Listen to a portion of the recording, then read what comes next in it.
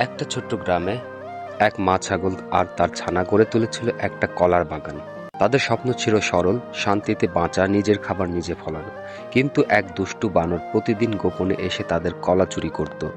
একদিন মা ছাগল বানরকে ধরে ফেলে, অনুরোধ করে, তুমি আর চুরি করতে এসো না। কিন্তু ফল হয় তাদের উল্টো। রাতে বানর তার গ্যাং নিয়ে এসে সব গাছ কেটে ফেলে এবং সকল কলা নষ্ট করে ফেলে। আর এক দুষ্টু বানর মা ছাগলটাকে এমনভাবে তরোয়াল দিয়ে আঘাত করে সে মাটিতে লুটিয়ে পড়ে এবং সেখানেই মারা যায়। ছানা ছাগল কাঁদতে কাঁদতে নিথর দেহ জড়িয়ে ধরে তার মায়ের। তবুও সে ভেঙে পড়ে না। সে পুলিশকে ফোন করে সকল বানরকে ধরিয়ে দেয়।